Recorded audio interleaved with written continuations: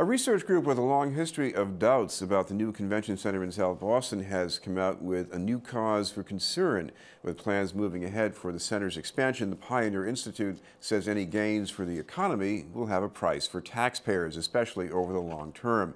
To tell us about the report is our guest from the Institute, Senior Media Fellow, Charles Chieppo. Thank you very much for being with us, Charles. Good to be here. I want to start as a baseline with your predictions some years ago, because when your report hit the news fan here, it seemed that you were the doomsayer and there wasn't any doom. So what do you say?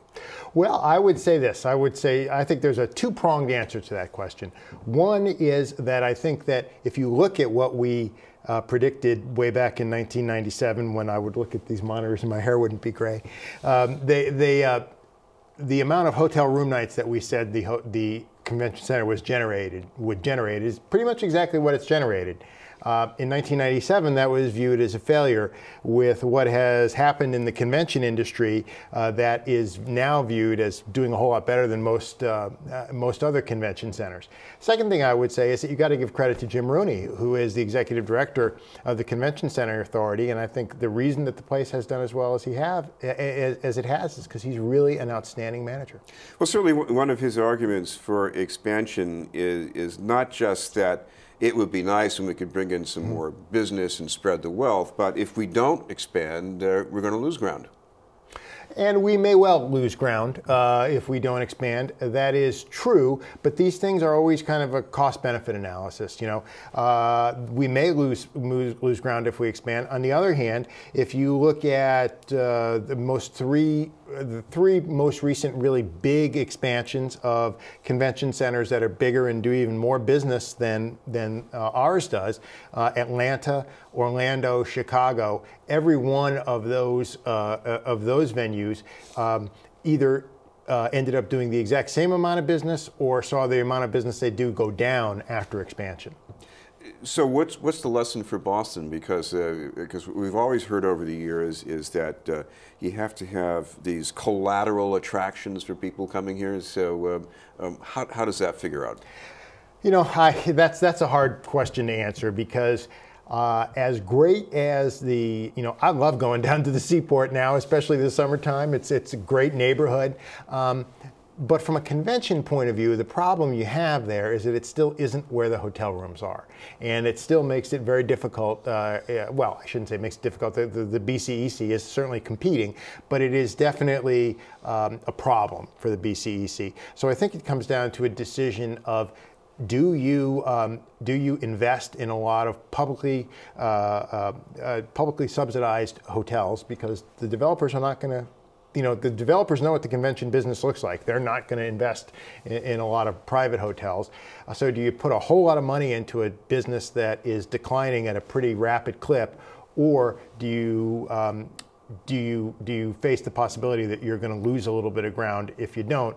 I think ultimately you might end up losing ground either way. And if you're going to lose ground either way, I'd probably rather lose ground without taking $5 billion that otherwise would have gone into the general fund and putting it into expanding the convention center. Now, the funding of this has always sounded rather painless, because it usually comes out as there's no new funding. So this is going to be a continuation of what's already going on. So explain that in a little more detail. Yeah, what happens is, the way that it's currently set up is in 2034, when the bonds are scheduled to be paid off for building the convention center, the various funds, the money from revenue from trolley taxis and taxi surcharges and things like that currently goes in to pay for those bonds, would revert to the general fund.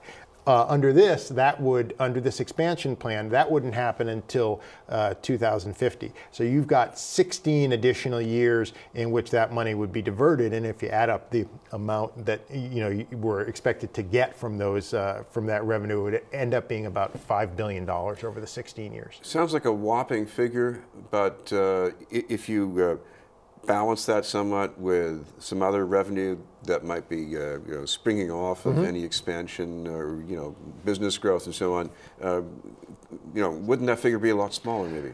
Well, yeah, I mean, look, that's the decision that our elected officials have to make. And I mean, I guess my aim in writing this was not to say, you can't do this, this is a terrible thing. My aim in writing this was simply to say, look, what we're being told now is that this pays for itself. And I just want people to know, and I want legislators to know, that it doesn't pay for itself, and that there is a cost. And I just think that legislators should make this decision with all the information in hand. Because another thing I wonder about with expansion is being able to put the things that you need at the convention center in that immediate neighborhood, because you're talking about hotel space, you're going to have more meeting space, more traffic, more access. Can that be done? Well, it can be done. Again, my problem with, one of my problems with this convention center dating way back has always been that essentially by putting it where it is, as many advantages as there are to that neighborhood, what you're doing is essentially committing to almost building a second city of hotel rooms, and again, that are all, at least in large part, going to be on the public dime. And that's really what the concern is, because it's the cost of putting everything there, that if you put it in another area around where the Heinz is, it's already there. So you don't have to do all those things that you have to do because of where it is. Do you worry about any kind of a squeeze on the kind of things that we're trying to encourage in the innovation district? Because that's a different kind of use, a whole different climate. It is. It is. I haven't really given that a whole lot of thought. I mean, I still think that while that neighborhood is growing by leaps and bounds, you should drive out there. There's still a fair number of parking lots and things like that. I think there's still space to grow. So I haven't really thought of that as the big drawback to this. Right. Well, finally, I know you say you're putting out the big figure to make people really think about it, but if you had to make a decision, I mean, what would you do? Because there are a lot of people who are looking at this expansion, lots of job possibilities out there, a lot of pressure on you. Yeah, no, and it's very hard. Look, it's very hard in this day and age, in this economy, to say no to something that's going to create construction jobs. I mean, albeit temporary construction jobs, and by the way, only union construction jobs, because the bill has a project labor agreement attached to it. Some people like those union jobs. Oh, they do. That's right.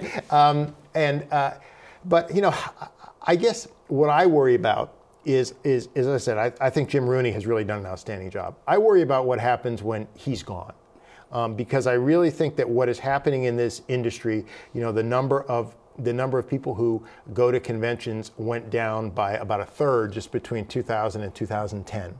And so I worry that when Jim is gone, and maybe the management is not quite as good, I really worry about what happens to this building. So for that reason, I think that I would err on the side of not expanding at this point, but it's not for me to make that decision. Finally, why do you think that drop took place? I mean, it took place during an economic slowdown, too. So was that the slowdown, or is there another reason why people are not as likely to go to conventions? Well, it's a two-pronged thing. People are less likely to go to conventions. Technology is a big reason for that. But the other piece of that, the other sort of number here, is that over the last 20 years, the amount of convention space in the country has almost doubled.